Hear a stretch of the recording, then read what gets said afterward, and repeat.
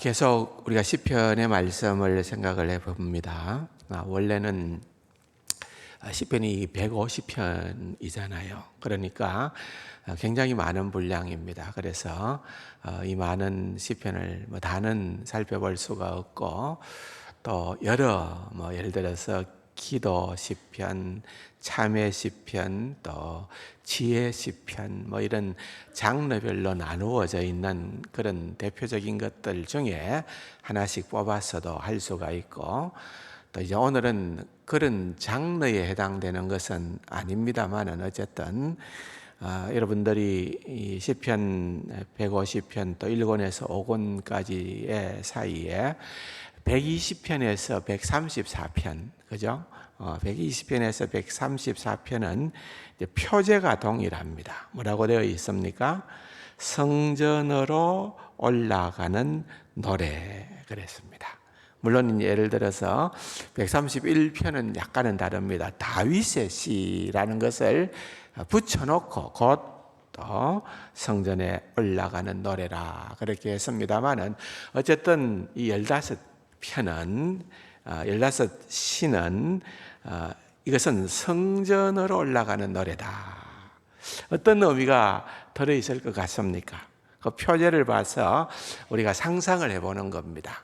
약자들도 이것을 이런 의미일 거다 다양하게 생각을 합니다만은, 초막절, 유대인들이 절기로 지키는 그런 초막절에 성전에 올라가는 15계단이 있었는데, 그 15계단에서 불렀던 노래다, 이렇게도 보는 학자들도 있습니다. 또 올라가는 노래다, 그렇게 묘사하기도 합니다. 어떤 식인지는 잘 몰라요. 그러나 한 가지 우리가 생각할 수가 있는 것은, 또 많은 사람들이 거기에 동의하는 것은, 대개 이제 오늘 살펴볼 130편도 마찬가지지만은 대개 이 성전으로 올라가는 노래가 불리워졌던, 이렇게 이스라엘 백성들에게 불리워졌던 때가 언제였는가 하는 것은, 이것은 제2성전 시대라고 그렇게 보는 겁니다.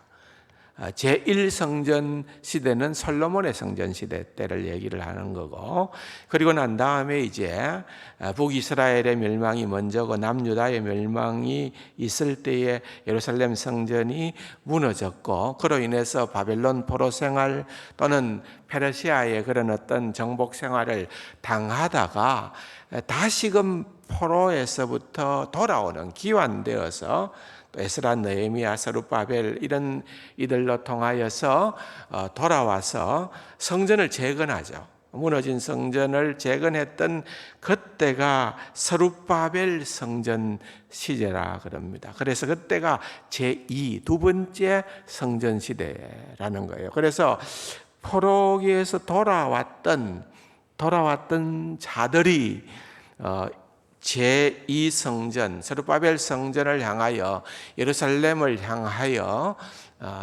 절기 때마다 올라가면서 불렀던 노래가 바로 이것이었을 것이다. 때는 그러니까 좀 후기라고 보는 거죠. 유대인들의 역사 가운데에서 이 시편이 노래되어졌던 것은 좀 후기 역사다, 그렇게 짐작을 하고 대부분 그렇게 생각을 하는 겁니다. 그러나 그것이 꼭 맞다 아니다는 우리가 헤아려 볼 수는 없습니다만은, 그런 배경을 조금 알면서 이것을 보면은 조금 더 의미가 분명히 다르게 와 닿을 수도 있는 것입니다. 여러분, 120편부터 시작을 합니다만은 우리가 잘 아는 것처럼 그 앞에 시편이 몇 편입니까? 119편이죠. 시편 전체에서, 아니 성경 전체에서 가장 긴 장이지 않습니까? 시편 119편은 토라, 그러니까 다시 말하면 하나님의 법, 하나님의 율법을 찬양하는 그러한 시편입니다. 76절로 알파벳 순서를 쫓아서 제가 한번 설명을 언제 드릴게요. 그러나 어쨌든 이것은 알파벳 시편이라고도 얘기를 하고 토라 시편이라고도 얘기를 하는 그 시편이 119편에 나오고, 이어서 120편에서부터 한 그룹이 나오는데 그것은 성전으로 올라가는 노래라 해가지고 15시가 짧게 등장을 하게 됩니다. 그러므로 인해서 이제 하나님의 백성들에게 있어서 가장 중요한 것은 무엇인가? 첫 번째는 그들이 하나님의 말씀, 율법을 그들의 삶의 중심에 놓아야 된다는 거죠. 두 번째로 병행해야 되는 것은 그들의 삶의 중심에는 하나님이 있어야 된다. 성전으로 올라가는, 구약의 성전의 개념은 하나님의 임재다. 또 나의 정체성을 하나님 앞에서 발견하는 것이 성전이다. 하나님과 나와의 친밀한 교제와 연합을 확인하고 누리는 것이 성전이다. 그렇게 지난 주일날 말씀을 드렸던 것처럼 그런 어떤 큰 의미가 담겨 있는 것입니다. 그래서 120편에서부터 또 134편까지의 내용을 쭉 보면은 다 주제가 어느 정도 차이가 있습니다. 그러나 이제 전반적으로 보게 되면은 하나님께서 악인으로부터 우리를 구원해 주신 것, 또는 우리의 뭐라 그럴까요? 큰 고통 가운데에서 하나님께서 우리를 간섭하시고 도와주셔서 구원하여 주신 것, 뭐 이런 어떤 감사의 제목들이 주를 이룹니다마는, 이제 오늘 우리가 살펴볼 이 시편 130편은 독특한 시편입니다. 이것은 다시금 하나님의 용서를 사모하여 간구하고 거기에 대한 확신을 가지고 노래한 시편이 바로 시편 130편입니다. 그 점이 이제 좀 차이점인데, 이 부분을 이제 오늘 저와 여러분들이 한번 살펴보려고 합니다. 먼저 한번 읽어볼까요? 시편 130편 8절밖에는 되지 않습니다. 같이 한번 읽어봅시다. 여호와여, 내가 깊은 곳에서 주께 부르짖었나이다. 주여, 내 소리를 들으시며 나의 부르짖는 소리에 귀를 기울이소서. 여호와여, 주께서 제 악을 지켜보실진데 주여 누가 서리이까? 그러나 사유하심이 주께 있음은 주를 경외하게 하심이니이다. 나 곧 내 영혼은 여호와를 기다리며 나는 주의 말씀을 바라는도다. 파수꾼이 아침을 기다림보다 내 영혼이 주를 더 기다리나니 참으로 파수꾼이 아침을 기다림보다 더하도다. 이스라엘아, 여호와를 바랄지어다.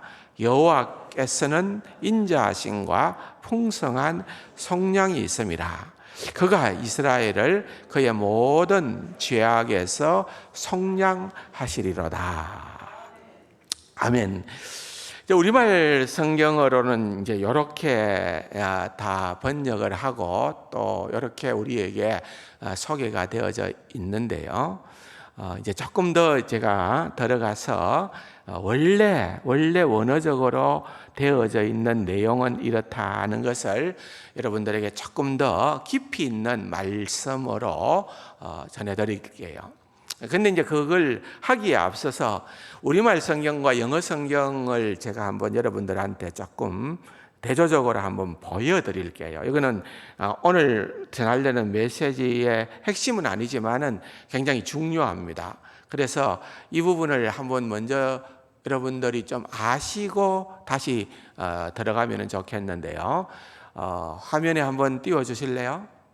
우리말 성경과 영어 성경입니다. 자, 보세요. 여호와여, 내가 깊은 곳에서 주께 부르짖었나이다 했는데, 거기에 보면은 이제 하나님에 대한 이름을 조금 더 설명을 드리려고 합니다. 무슨 말인가 하면은 우리말에는 먼저 나옵니다만은 영어 성경에는 제일 뒤에 Lord라고 그렇게 나오지요. 주라는 말입니다.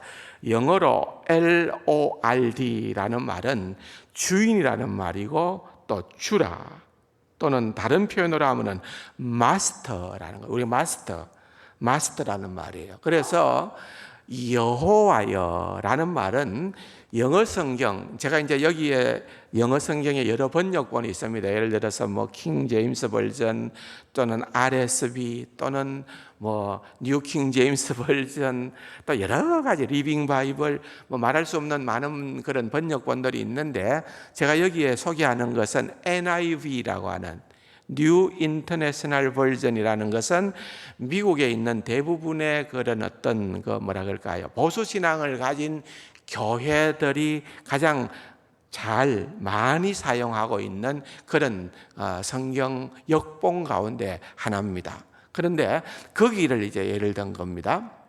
거기에 보면은 여기에 여호와여 내가 깊은 곳에서 주께 부르짖었나이다. 잘 보세요.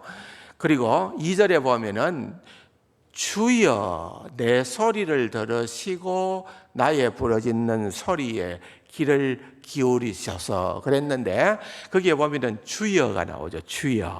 주여가 나오는데, 주여라는 말이 말 그대로 로드라는 말이에요. 주여. 그러면은 여호와다라는 말도 주라는 단어를 영어 성경에서 사용을 합니다.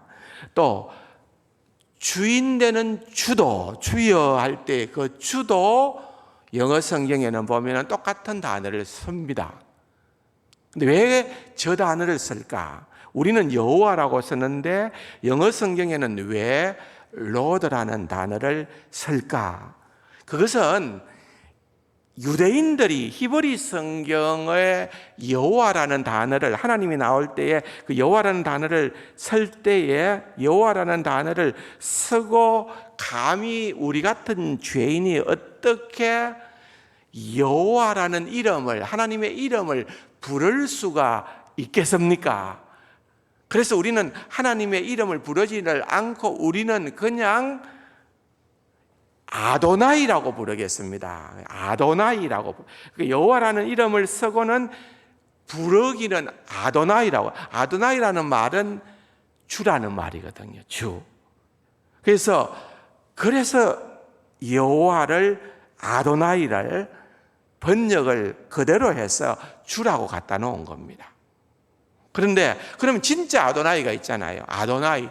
하나님을 아도나이라고도 부르고 여호와라도 부르고 하나님이라고 부르고. 그러면은 여러분, 이 성경 말씀에 하나님께서 자신의 이름을 그냥 아무렇게나 너희들이 나를 그냥 아무 생각 없이 여호와라고도 불러도 좋고 하나님이라도 불러도 좋고 주라고 불러도 좋고, 그렇게 그냥 생각나는 대로 사용하라고 여러 이름을, 하나님의 이름을 나열시켜서 성경에 기록을 하고 우리 보고 그것을 사용하라 한 것은 분명히 아니라는 겁니다. 그 단어들을 쓸 때에, 하나님을 그렇게 부를 때, 태초에 하나님이 천지를 창조하시니라 할 때에 그 하나님이라는 이름, 엘로힘이라는 이름, 영어 성경에 God이라고 하고 우리말에 하나님이라고 번역했을 때는, 이것은 창조의 하나님으로서의 그 하나님의 어떤 성품을 연상을 할 때에 하나님이라는 이름이 거기에 들어가는 거예요. 지난 주일날 시편 23편에 여호와는 나의 목자라고 했을 때에 여호와라는 이름을 주셨을 때에는 거기에는 크게 두 가지 의미가 있다고 했죠. 언약의 하나님이신데 그 하나님은 멀리 계신 하나님이 아니라 나와 함께 하시는 하나님, 가까이 나와 함께 하시는 하나님이다 라는 의미가 있고, 그분은 관계적으로 볼 때에 그분은 나와 특별한 관계란, 여호와는 나의 목자다. 그분은 목자이시고 나는 양이고, 그분은 아버지요 우리는 그의 자녀되고, 그분은 신랑되고 우리는 신부되고, 이런 어떤 관계의 역할에 대한 부분을 강조할 때에는 여호와라는 이름이 대체적으로 등장을 해요. 그리고 아도나이라고, 주라고 할 때는, 아도나이, 주라고 할 때는 말 그대로 주인과 종의 관계로 우리를 설명하는 거예요. 근데 주인과 종일 때 아도나이, 주인은 어떤 역할이냐? 그분은 우리를 마음껏 노예 부리듯이 하는 분이 아니라 진짜 우리가 신뢰하고 우리가 믿는 주인은 우리에게 필요한 모든 것을 공급해 주시는, 우리의 필요한 것을, 모든 것을 공급해 주시는, 또 그분이 우리를 책임져 주시고 보호해 주시는, 주인은 너의 모든, 종의 모든 것을 공급해 주고 책임져 주신다는 거예요. 그런 의미를 가질 때에 주라는, 아도나이라는 단어가 나오는 거예요. 그래서 날마다 나의 짐을 져주시는 주님, 그렇게 나오거든요. 그런데 여기도 마찬가지로 주여 할 때 여기 아도나이거든요. 그래서 영어 성경에 보면은 2절에 보면은 로드라고 했어요. 그건 주라, 주여, 우리말 그대로 잘 번역했어요. 주여, 이 말이에요. 주여라고 부를 때에는 주님은 나를 책임지시는 분 아닙니까? 주님은 나를 끝까지 보호하시는 분이지 않습니까? 주님은 나의 필요한 모든 것을 공급해 주시는 분이지 않습니까? 그렇게 얘기를 하면서 주여 하는 겁니다.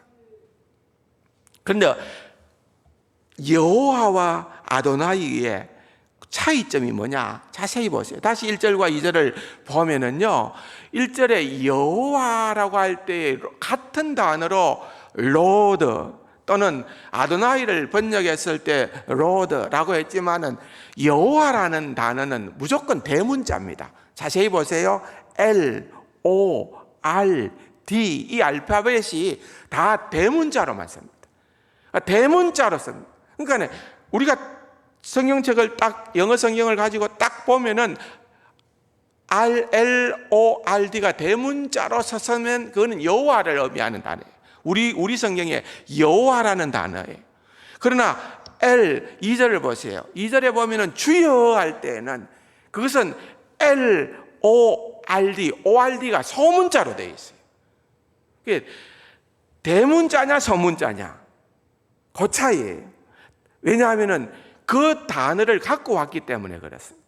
그래서 대문자를 썼을 때는 그것은 여호와라고 우리말로 번역되어 있고, 소문자가 ORD로 되어 있을 때는 그것은 아도나이를 얘기하는 거예요. 아도나이를 얘기하는 거예요. 자, 그런데 영어 성경은 이제 그렇게 구분이 된다는 것을 알면 되는데, 우리말이 문제인 것입니다. 우리말. 어떻게 문제가 됩니까? 1절을 보십시오. 1절 다시 한번 띄워보세요. 여호와여, 대문자니까 문제 없습니다. 여호와여, 내가 깊은 곳에서 주께 부르짖나이다 그랬어요. 주께. 여기에 주라고 할 때는 영어 성경에는 로드가 안 나옵니다. 누가 나옵니까? 보세요. Out of the depths, I cry to you라고 나와요. I cry to you. 내가 당신께 부르짖나이다, 이 말이에요. 근데 영어는 존칭이 없기 때문에 하나님이든 아이든 어른이든 관계없이 2인칭이면 다 you면 됩니다. you 하나면 되는데 우리말에는 그 you를 그대로 옮겨버릴 수가 없기 때문에, 옮겨 놓을 수가 없으니까 뭐라고 번역했습니까? 아도나이가 아닌데도 불구하고 주라고 해놓은 거예요. 그래서 여호와여, 내가 깊은 곳에서 주께 부르짖나이다 했는데 실지 원문에는 아도나이가 아닌데 주가 아닌데 죽게 부르짖나이다 하고 우리말이 번역이 되어 있는 겁니다. 그러니까 2절에는 보세요. 2절은 보면은 주여 그랬죠. 내 목소리를, 내 소리를 들으시고 나의 부르짖는 소리에 귀를 기울이소서, 그렇게 나오는 것입니다. 3절 보세요. 3절에 보면은 여호와여, 여호와여, 빨간 글씨 보면 대문자로 나오지요. 여호와여, 주께서 제약을 지켜보실진데 주여 누가 서리이까? 그런데 주께서 제약을 지켜보실진데 할 때 저 주는 로드가 아닙니다. 아도나이가 아닙니다. 영어 성경에 보면 if you라고 되어 있잖아요. if you. 그러니까 당신이 나를 지켜본다 하면은, 내 죄를 지켜보면은 오 주님, 뒤에는 맞죠. 주여라고 할 때는 아도나이가 있으니까 올로도 맞습니다. 누가 서리이까? 그러니까 우리말 성경은 헷갈리게 되어 있게 되어 있습니다. 유로 해야 될 것도 주고 주로 해야 될 것도 주고, 그거는 방법이 없습니다. 왜냐하면 그것은 우리말이 가지고 있는 독특함 때문에 할 수 없이, 이제 나중에 이제 성경을 진짜 그걸 좀 이런 부분들에 신경 써서 번역하는 사람들이 있으면은 뭐 거기에다가 어떤 묘하게 이렇게 표시를 하면은 이건 아도나이입니다, 이거는 진짜 주입니다, 이거는 유인데 주로 번역을 했습니다, 이런 것들을 영어 성경을 보지 않는 한 우리말 성경으로는 구분하기가 참 어렵습니다. 자, 4절 보세요.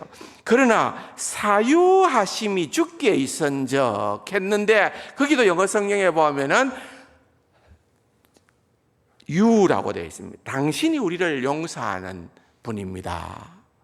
주를 경외하게 하심이니이다 할 때도 보면은 주라고 우리말은 되어 있지만은 영어 성경에는 유입니다. 유입니다. 그래서 나곧 5절에 나곧 내 영혼은 여호와를 기다리며, 그거 당연히 여호와니까 그 다음 절에 보면은 로드라고 나오겠지요. 기다리며 나는 주의 말씀을 바라는도다 했는데, 그 주의 말씀도 영어 성경에 보면은 His word라고 했어요. His word. 그분의 말을. 그 우리말은 아도나이가 아니지만 할 수 없이 주의 말씀을 이렇게 번역을 해두는 겁니다. 6절 보십시오. 파수꾼이 아침을 기다림보다 내 영혼이 주를 더 기다리나니. 주는 누굴 것 같습니까? 영어 성경에 보니까 the Lord라고 되어 있습니다. 여기에는 내 영혼이 아도나이 주를 더 기다리나니 참으로 파수꾼이 아침을 기다림보다 더하도다. 이스라엘아 여호와를 바랄지어다. 여호와께서는 인자하심과 풍성한 속량이 있음이라. 그가 이스라엘을 그의 모든 죄악에서 속량하시리로다. 그러니까요, 130편 한 절의 안에서도 사실은 정확하게 여호와라는 말은 5번 나옵니다. 그죠? 그리고 아도나이, 진짜 주인이라는, 마스터라는 의미의 주인이라는 그 아도나이, 히브리 말의 아도나이 주인은 3번만 나옵니다. 딱 3번 나와요.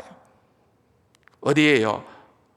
2절에 주여라는 말, 3절에 주여라는 말, 6절에 파수꾼이 아침을 기다림보다 내 영혼이 주를 더 기다리라니 할 때에 요 3개에는 아도나이 주가 맞아요.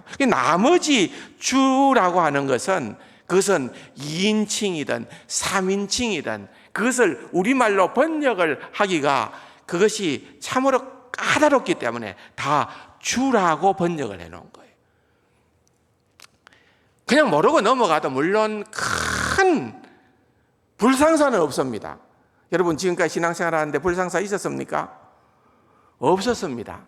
그러나 실제적으로 정확한 뜻을 알고 더 명확하고 분명하게 알기 위해서는 원래 히브리어 성경에 사용되어졌던 단어가 어떤 단어고, 우리는 그것이 우리말에는 어떻게 번역이 되어졌느냐 하는 것을 알면은 그 의미가 뚜렷해지는 겁니다. 풍성해지는 겁니다. 그렇지 않을까요, 여러분? 훨씬 더 하나님께서 그냥 헷갈리게끔 아무 이름을 마음대로 쓰라고 우리에게 이름을 주신 것은 분명히 아닐 거라는 거죠.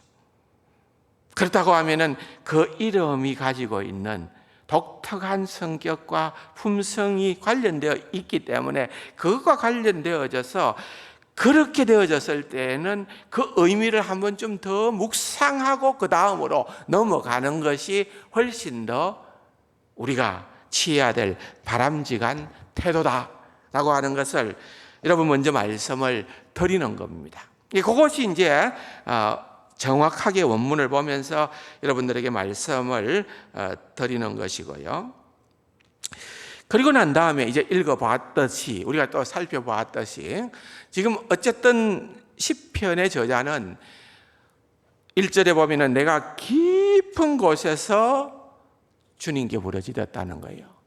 내가 깊은 곳에서, 그 깊은 곳이라고 하는 것은 그 자신의 상태에 현실에 직면한 큰 어려움 아니겠습니까?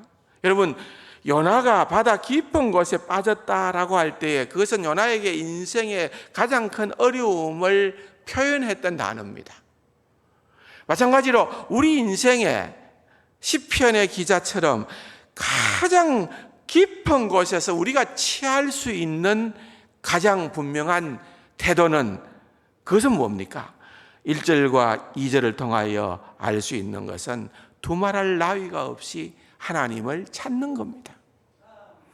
내가 주께 부르짖었나이다. 주여 내 소리를 들으시고 나의 부르짖는 소리에 귀를 기울이소서. 하나님께 그렇게 간구하는 것입니다. 그렇게 부르짖었더니만은 3절에 여호와여 주께서 죄악을 지켜보실진데 주여 누가 서리까? 주께서 죄악을 지켜보신다고 하면은 그 누구도 하나님 앞에서 설 자가 없다 이 말 아닙니까? 그런데 이것을 수사 의무문이라고 그러죠. 그렇게 문장을 수사 의무문으로 던진 것은 너희들 답해봐라. 누가 감히 하나님 앞에 당당하게 설 수 있는 사람이 있냐? 이 지구상에는 어느 누구도 없다. 이것은 망고불변의 진리다 라고 하는 그 사실을 강조하기 위해서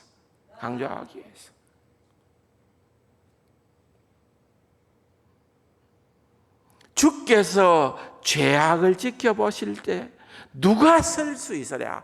누가 감당할 수 있으리요? 라고 그렇게 얘기를 하는 겁니다.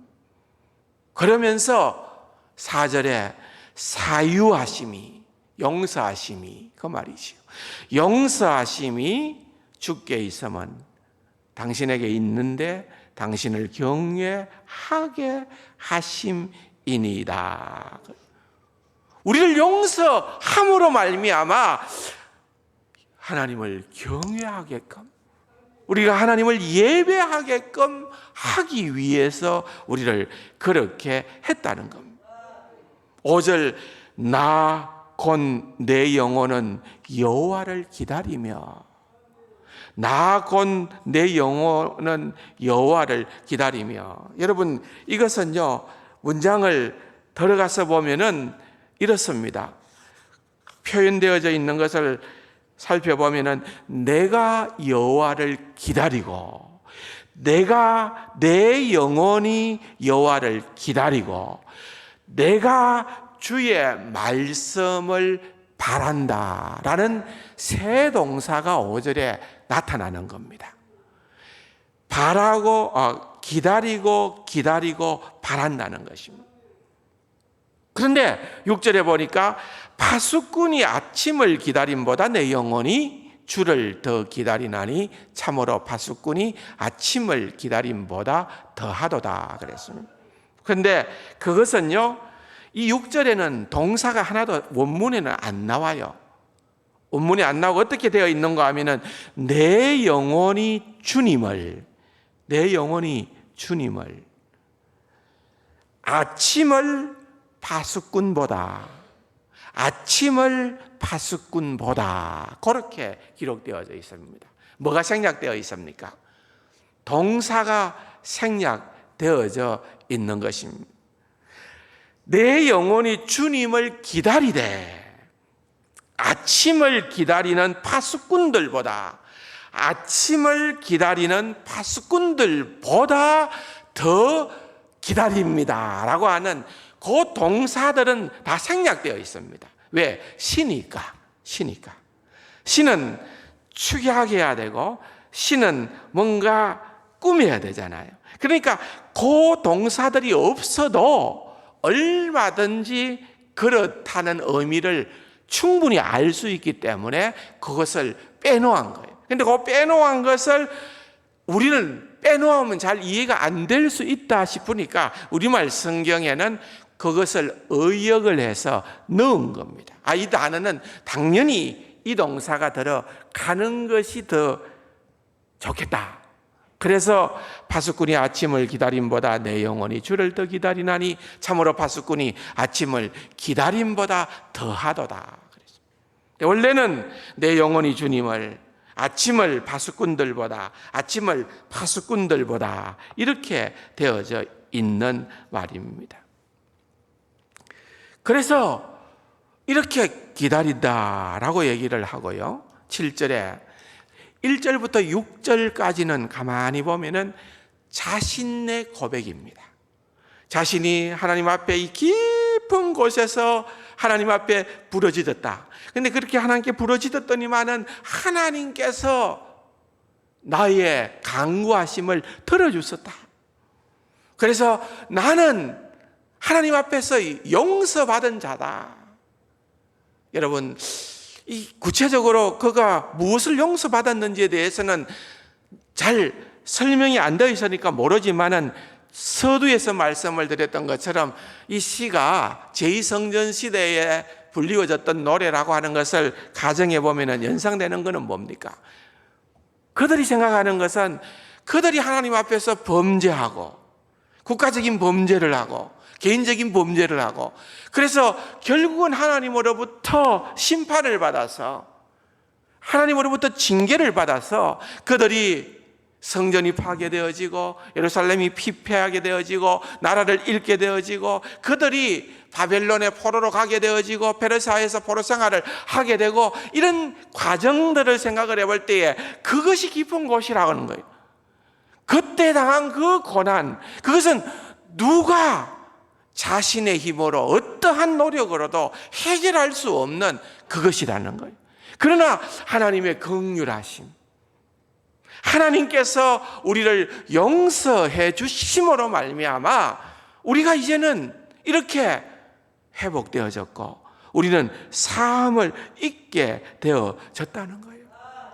그래서 우리는 파수꾼이 그런 캄캄한 칠흑 같은 밤에서 밝은 아침을 그렇게 사모하며 기다리는 것보다도 하나님의 그 용서하심에 대한 그 은혜가 얼마나 크고 놀라운지에 대하여서 이 시편의 기자는 기도하고 그것을 확신했기에 그것을 고백하면서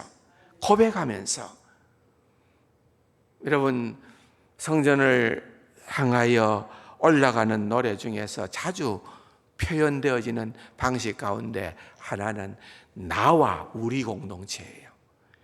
그래서 이제 이스라엘아 이렇게 하라. 7절에 보면은 이제 자신의 고백으로부터 이스라엘 공동체로 그것을 끌고 갑니다. 7절 보세요. 이스라엘아 여호와를 바랄지어다. 여호와께서는 인자하심과 풍성한 성량이 있음이라. 그분에게는 인자하심, 헤세드라는 말, 헤세드, 하나님의 언약적 사랑입니다. 하나님께서 우리를 용서하시고 사랑하시는, 그래서 사실은 역대하 7장 14절에 보면은 내 이름으로 일컫는 내 백성이 그들이 악한 길에서 떠나 스스로 낮추고 기도하여 내 얼굴을 찾으면 내가 하늘에서 듣고 그들의 죄를 사하고 그들의 땅을 고칠지라. 하나님의 이 언약을 붙드는 거예요. 본인도 그렇고 이제 이스라엘 백성을 향해서 우리가 이 언약의 말씀을 붙들자. 시온에 올라온 순례자들은 정말 그들 눈앞에 재건된 성전 앞에서 하나님의 이 약속을 붙들고 하나님의 온전한 용서와 회복을 기다리는 것입니다. 하나님께서 더 이상 그들의 죄악을 다 지켜보시지 않음을 알고 그 은혜를 인하여서 성전으로 나아오는 것입니다. 그가 이스라엘을 그의 모든 죄악에서 속량하시리로다 그랬습니다. 그가 그의 모든 죄악에서 속량하시리로다 그렇게 말씀을 하고 있는 것입니다. 사랑하는 성도 여러분, 그러므로 이 시편의 기자는 그 놀라운 하나님의 은혜를 생각할 때에 그가 할 수 있는 표현은 감사뿐입니다.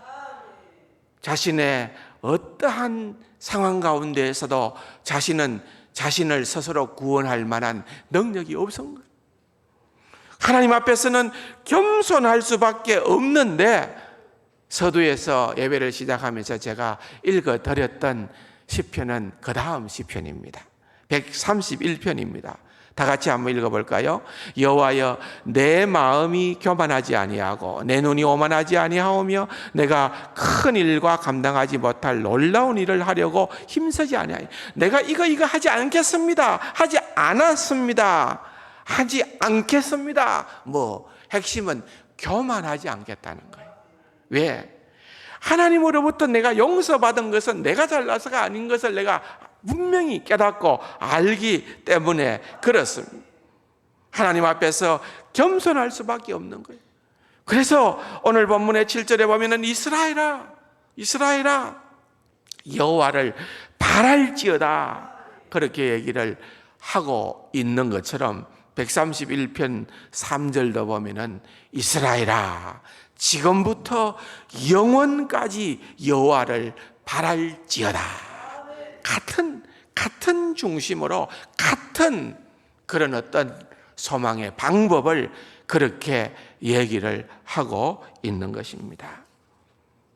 사랑하는 성도 여러분, 참으로 이것은 오늘 주님 앞으로 나오게 된 저와 여러분들에게는 너무나도 의미 있는 그러한 고백이어야 되는 것입니다. 성전이 상징하는 이러한 하나님의 용서하심과 속량을 이스라엘이 그토록 간절히 바라고 기도했을 때에 결국은 하나님께서 예수 그리스도로 그 기도에 응답하셨습니다. 성전 신학의 완성은 오늘 우리가 구약시대의 성전처럼 건물을 쫓아가고 화려한 성전을 짓고 그것에 마치 신비한 능력과 하나님의 임재하심이 있는 것처럼 우리는 생각하지 않습니다. 여러분, 신약시대를 살아가고 있는 저와 여러분들은 성전신학의 완성은 참 성전이 우리 주 예수 그리스도라는 겁니다. 참 대제사장이 예수 그리스도라는 거예요. 또한 대속의 참된 제물도 예수 그리스도이기에 예수님으로 모든 것이 다 완성되었다는 겁니다. 예수님은 5절에서 이스라엘이 그토록 기다렸던 여호와시여 구원의 말씀이라는 것입니다. 예수님은 새 언약의 중보자로서 첫 언약 때 범한 이스라엘의 죄를 속량하신 분입니다. 오늘 본문에 나타나는 것처럼 풍성한 속량으로 이스라엘뿐만 아니라 온 인류의 죄의 결과인 비참을 용서하시고 회복시키기 위하여 우리를 대신하여 죄의 대속물, 속량물이 되신 것입니다. 이제 제 아래에 있었던 저와 여러분도 그리스도 예수 안에 있는 성령으로 말미암아 하나님의 은혜로 값없이 어렵다함을 얻게 되어진 겁니다. 그러므로 오늘 저와 여러분들은 우리 주 예수 그리스도로 말미암아 값없이 은혜로 제 사함을 입었기 때문에 우리는 하나님을 더 경외하고 선한 일을 열심히 하는 하나님의 백성으로 살아가야 한다는 것입니다. 이것이 오늘 시편을 읽는 저와 여러분들의 자세여야 되는 거예요. 이 본문을 읽으면서 우리는 이 모든 일을 가능케 하신 예수 그리스도를 생각하는 거예요.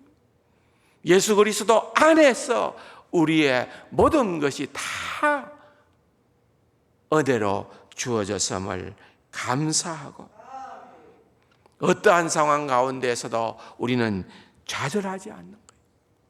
유진 피터슨이 이렇게 얘기를 했습니다.